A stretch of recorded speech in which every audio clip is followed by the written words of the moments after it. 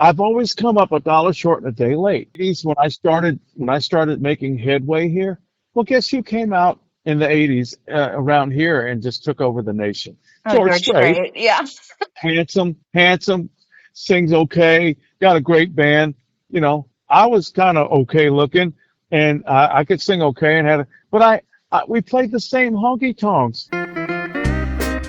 You're listening to the Mae Out West Podcast. Howdy, Mabuhay friends. Today's guest is a Texas music titan with more than 5 decades on the bandstand, a 3-time AWA Male Vocalist of the Year, a multi-time Entertainer of the Year, and a longtime leader within the Texas Western swing tradition. I recently had an opportunity to have a telephone visit with Billy, and I reminded him how we almost met. Well, kind of anyway. This is Billy Mata.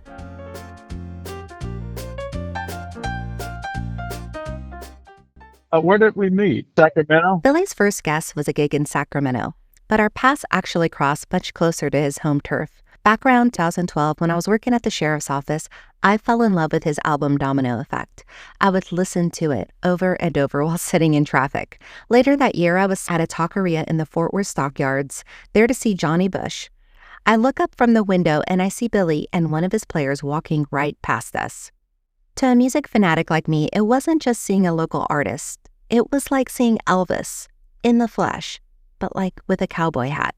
Once I reminded him of that evening, the memories of that specific fundraiser for TCU started flooding back. Oh, I think we played somewhere. That's what it was. We played somewhere in the stockyards, and then Johnny was in town. We played some sort of fundraiser for TCU. Anyways, it was and I think Dave Biller was playing steel guitar, and gosh, I can't remember who else was on the band at that time, but Ronnie McCann, excuse me, on the drums, and gosh, who was playing bass? Was Justin playing bass? Justin Trevino? Gosh darn, I wished I could have met you.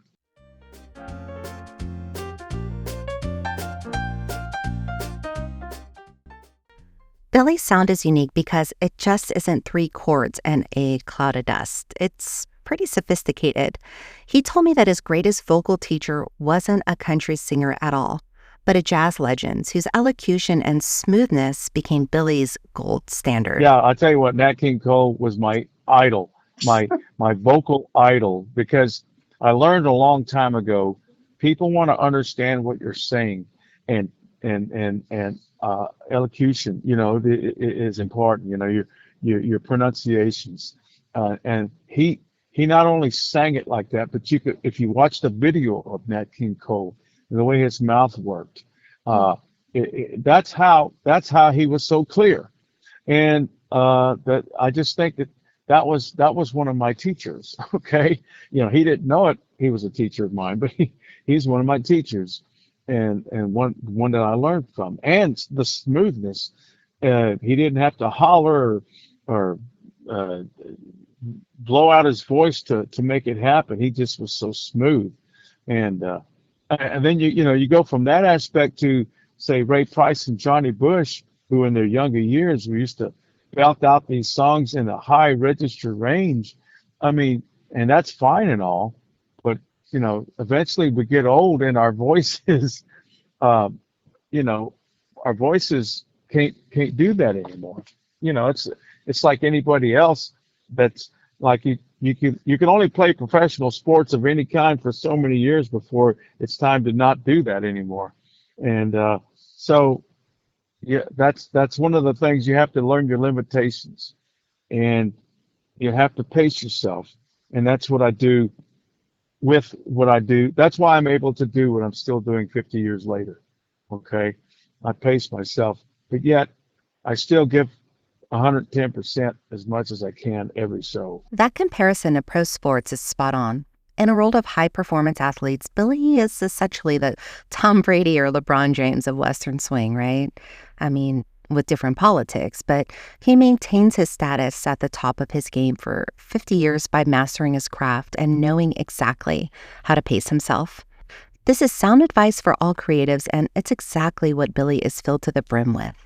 wisdom and words of encouragement for the artist community.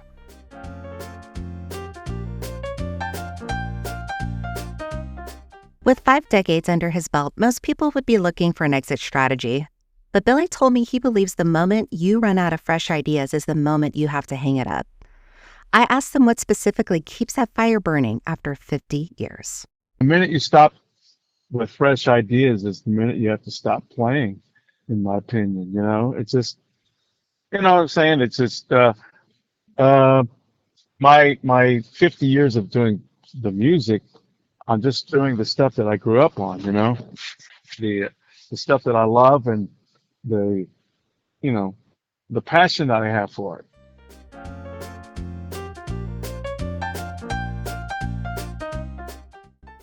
So how did his musical journey begin anyway? Well, not on a stage, but in a living room. Introduce the country the way a lot of us are, with cold, hard cash. I started out, my very first song I fell in love with was, I was 5 years old when it came out, and it was Ring of Fire by Johnny Cash. And I would sing along to the song on the radio. And my father noticed it, and it was years later when I was going to the local convenience store, when I would sell Coke bottles. We used to sell soda bottles for money and cut grass and stuff like that. We would go to the convenience store to get candy at 11, 10, 11, 12 years old. And there was this little honky-tonk beer joint that was between I had to pass by it to get to the convenience store, right? Well, those doors were blasted open, and you could hear that jukebox out in the parking lot. And this song kept on coming on. Someone was putting nickels in that jukebox and playing the song over and over. And it was called Jim, Jack, and Rose by Johnny Bush. And that's what caught my ear. That fiddle, that steel guitar, that voice, that high registered voice. And I thought, man. So I started listening to the local radio stations. All my buddies at school, they did. And I fell in love with the old Conway Twitty country songs of that era, Mel Tillis, Ray Price. That's how I learned. And I learned it was after that I've learned the roots of it all. When I got into the Bob Wills and Tommy Duncan and all that stuff. I was never big into the hillbilly or Hank Williams. I'm not saying I don't like it. I was never big into it because it wasn't this area of Texas was big into their own little thing with the Ray Price and Johnny Bush and Bob Wills. See, if I was born in southeast United States, Mississippi, Alabama, Louisiana, that would be a different story. I'd be more of a Hank Williams, that sort of thing. Lefty Frizzell. Although Lefty was not, he started out, pretty much like Hank, but, kind of found his own way. But that's where it all blended together for me. And I wanted to be, all of that. And then my freshman year in high school, here comes Asleep at the Wheel playing this Bob Wills stuff, and a bunch of long-haired guys wearing cowboy hats and boots and making it swing like crazy. And I said, oh my gosh, this is it right here. But it's a more complicated, as you know, it's a more complicated music to play because it's not just 3 chords and a cloud of dust. It's a lot of jazz chords and improvisational playing and singing. So that's what makes it challenging. And in order to do it, you have to have the right people in your band to do it.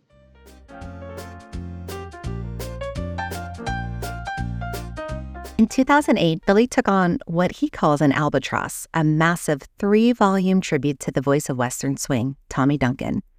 I wanted to know why he committed years of his life to a project that was more about history than a paycheck. Well, it was the hardest, the most, how do you say it? The biggest albatross I could take on.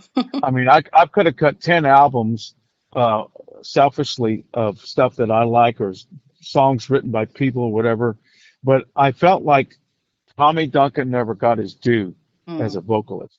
And I felt like it can't. Now, Billy Mize did a really great tribute, a really nice tribute. I got the chance to. Well, I couldn't talk to him directly because he had his stroke, and I had to submit some questions to him, and he would get back with me through somebody else. I was blessed to have been able to do that, and of course meeting Bob Wagner, who wrote High Country, who played guitar for Tommy at one time, and I think he's still alive. He's still living in California. So I all this stuff I went through. I just thought, if I'm going to do it, I got to put it epically, like the Last Time album. Oh, to me, it's the best Western swing album ever made, outside of the originals. Okay. But for me, I said, I'm not going to top that. There's no way I can top that, but I could get close. And of course it didn't sell a lot as much as I wanted it to, but I think it's one of those things that will go down in history one day. When I'm dead and gone, someone's going to discover that and say, wow, listen to this stuff. Boy, listen to this story. Listen to Herbie Revington talking about his rooming with Tommy Duncan. Listen to Johnny Gimbel's story talking about this, Leon Roush, all these guys that I was blessed to have these guys on my trilogy. I mean, how else can I go out? I mean, if I died today, I did that, and I got a chance to do that and associate myself with legends, So I'm truly blessed. As a fan, I could say that we are blessed too.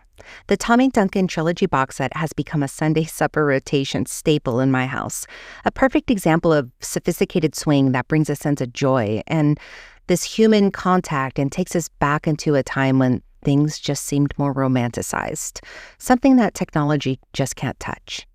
I have teenagers who know the words to Maiden's Prayer because of this particular album, and my mom swears that Billy Mata is just as incredible as Perry Como and just as handsome as Matt Monroe.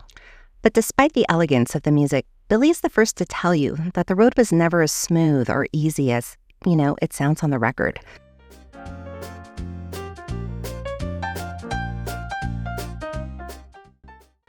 His career has been a 50-year pendulum of ups and downs, defined by the frustrations, the politics, and the persistence required to stay true to the roots when others might have simply just thrown in the towel.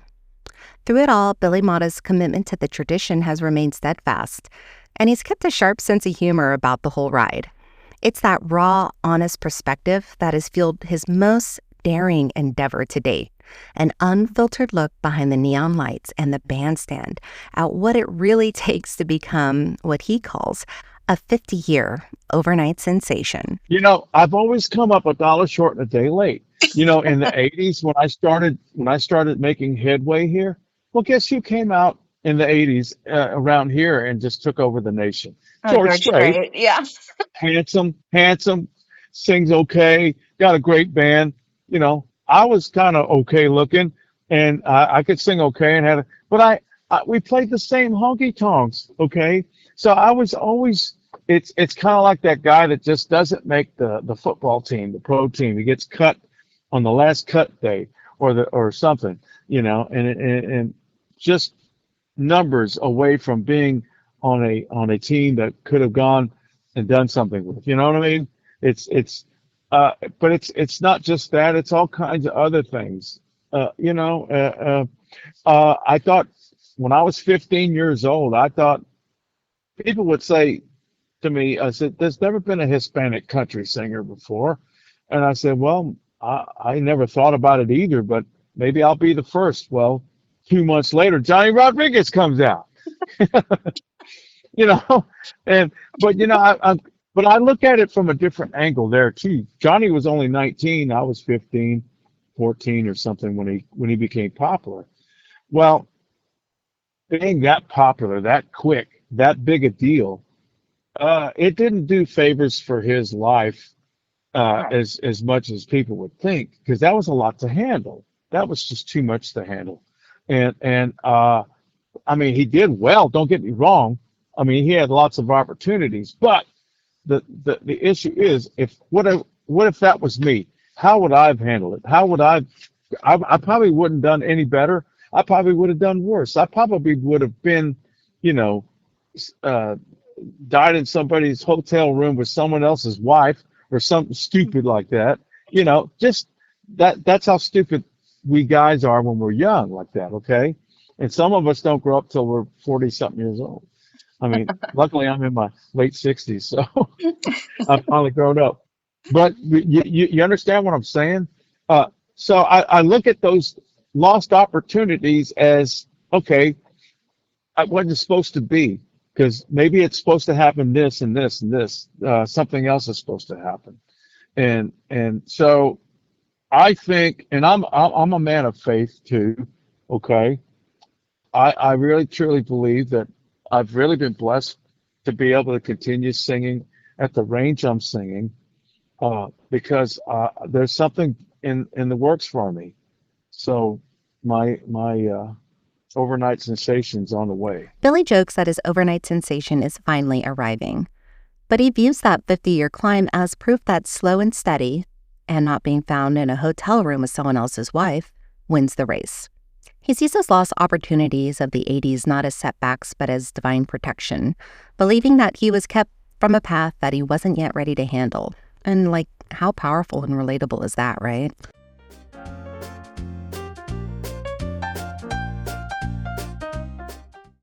Billy also understands that personality is like a competitive edge. Because let's be real, some acts have the personality of dry bread.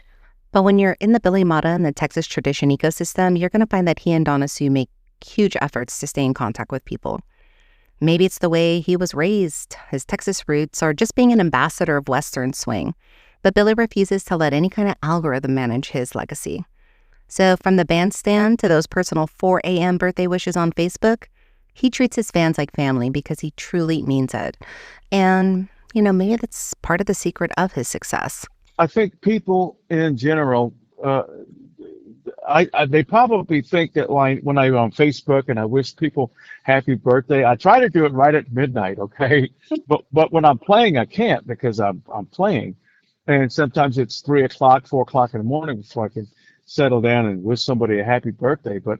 And I wonder if people think that this is some sort of automation thing doing it. No, it's me, because I really mean it. You took the time to be my friend on Facebook or wherever it is, and I'm it's your birthday. You made it around the sun another year, So I want to make someone's day in any way possible. So that's just my feeling about that.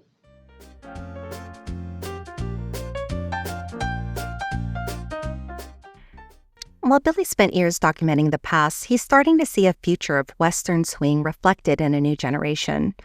It isn't just a museum piece, it's a revival. He sees it in the LBJ-style hats coming back into fashion, and in the crowds of young people learning how to shuffle just like their grandparents did.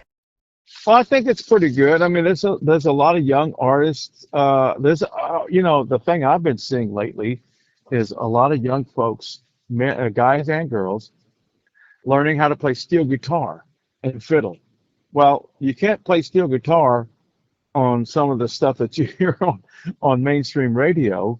So that means there's an interest for it, okay? And I think it'll never die. It'll fade a little bit. Just like I said, there's always the peaks and valleys.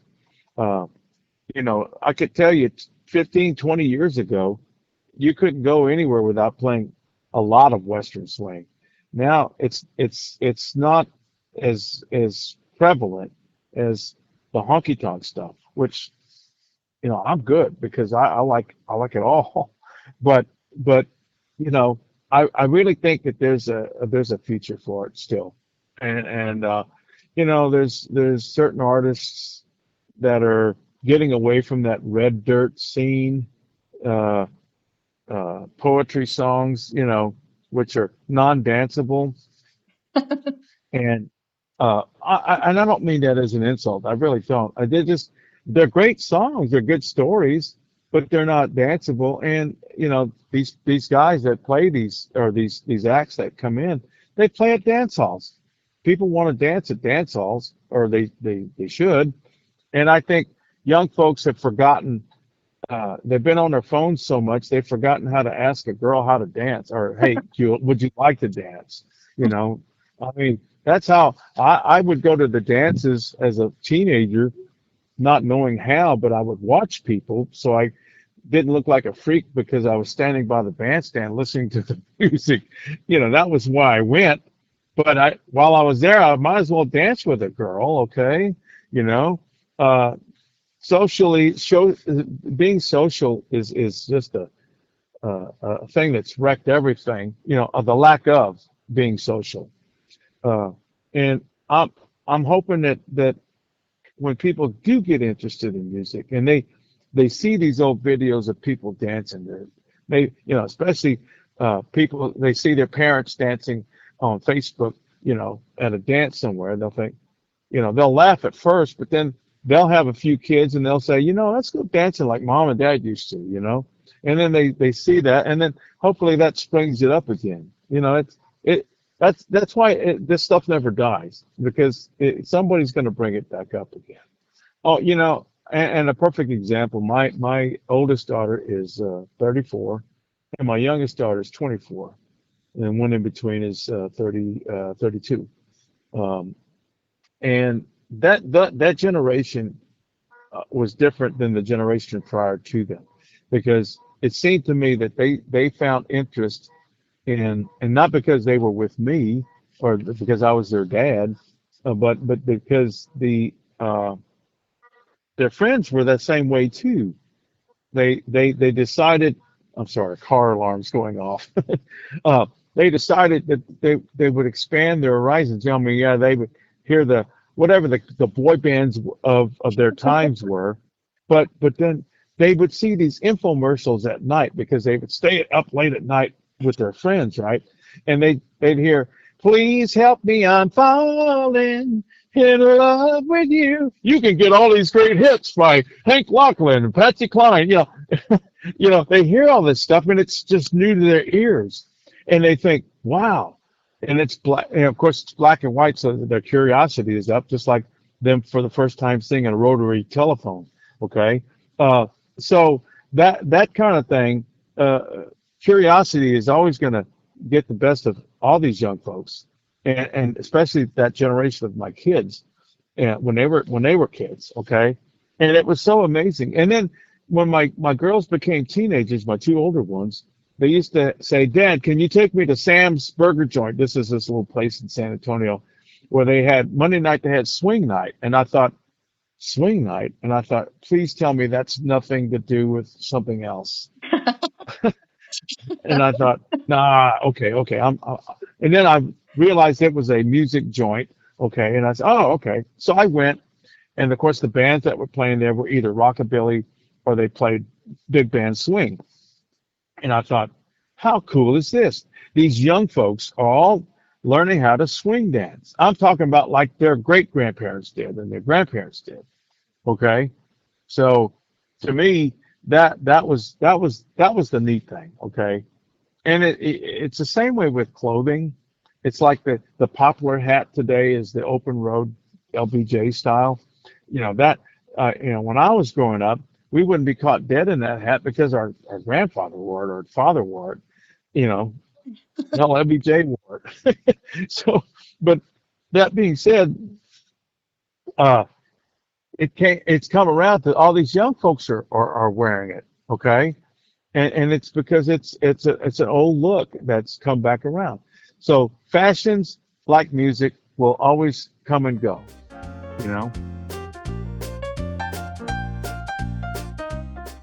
During the war in the Philippines, Billy's father was an army nurse on a hospital ship tasked with feeding POWs who were too brutalized to trust their meal. They were starving, but they feared poison more. His father did not argue. He just got to work. He innovatively mixed powdered eggs and canned spinach, and that simple aroma wafting through the ship did what words couldn't. It made those men feel safe enough to eat again, and it earned him a promotion to private first class and gave Billy his ultimate life lesson. Put your nose down, prove yourself through service, and let God be your judge. Yeah, it's amazing what brings people together, and brings peace amongst other cultures, and sometimes it takes war to do that. Battling in the trenches with your fellow soldiers. My dad was in the army, but he was an army nurse, and he served on the ship in the Philippines, a hospital ship, and Wow. they picked up a lot of POWs, and he had to nurse them back, and he made private first class by making getting the POWs to eat. I mean, they were so skittish because the Japanese would poison them and brutalize them, and so Dad told me. I never knew these stories until later on, when Dad was nearly dying. He would tell me, well, I mean, about 10 years before he died, but he would tell me little bits and pieces here and there, and I never knew how he got private first class until, and I'll tell you this real quick if you don't mind. He couldn't get the POWs to eat, and if you know anything about how food was in the mess area, the canned spinach is the ugliest thing to come out of a can. It's all green and watery, and he couldn't get these guys to eat. Those guys thought it was that my dad was trying to poison them, and of course they had powdered eggs and this and that. That's regular. That's the meals ready to eat back then. And so Dad decided he was hungry, so he's going to make him some spinach and eggs. So he kind of innovatively mixed the eggs and, the powdered eggs, that is, not the eggs, and the spinach, and mixed it together. And the aroma of the food started wafting through where all the POWs were laying. And Dad was sitting there eating, and all of a sudden these guys come up and they wanted to eat some of his food. And so Dad had to make more and more and more and more. And so he finally got them to eat. And the commanding officer said, "Hey, how did you do this?" And he told him, "I just was hungry and I decided to make some spinach and eggs." And of course, commanding officers are not going to be pat you on the back and say, "Good, attaboy." He just said, well, that's great. And so next thing you know, he's private first class instead of private Mata, So, and that's just the way it was, And I think that was a great story that my dad told me, because it goes to show you how far we've come from where we were.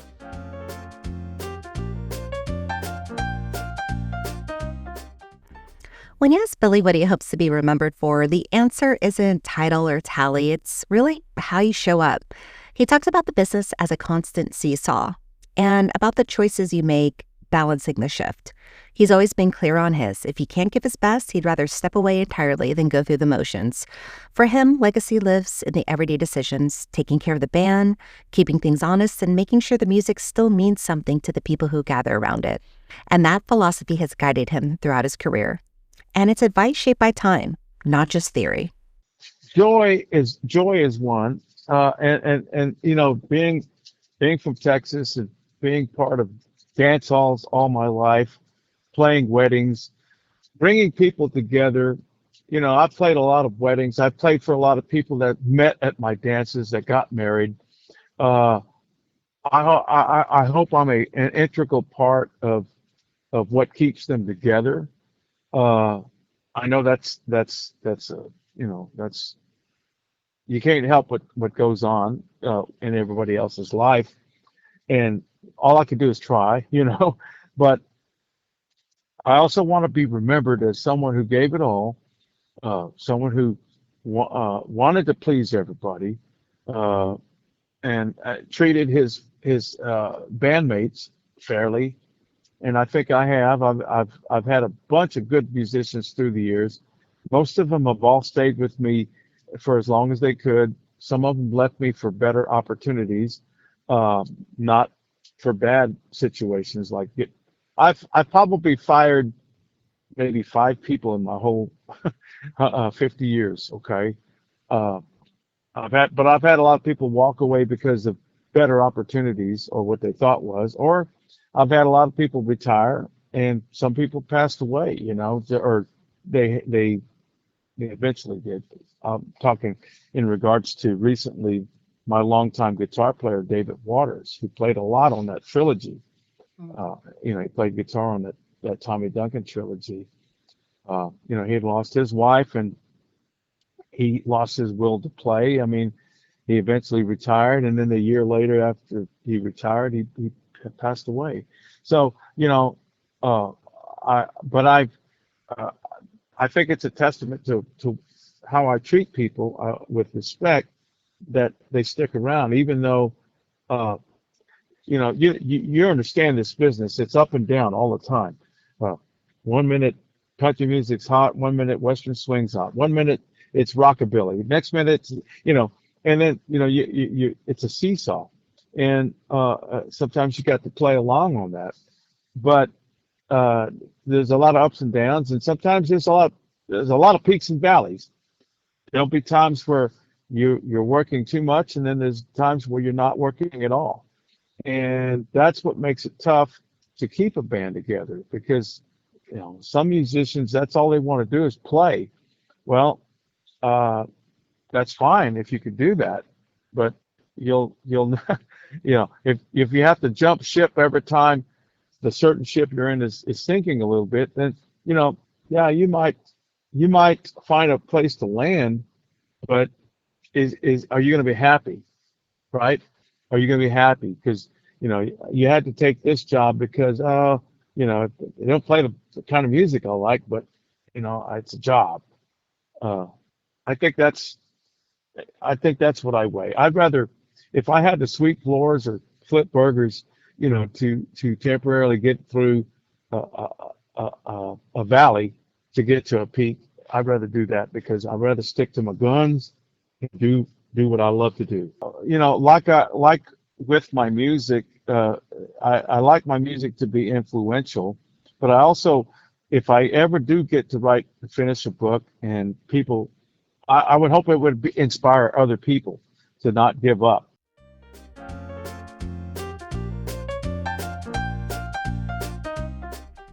To learn more about the ambassador of Western Swing, Billy Mata, in action, visit BillyMataEntertainer.com. For more stories and deep dives into the heartbeat of the West, you could join me at MaeOutWest.com. And thank you so much for listening. I will see you guys next time.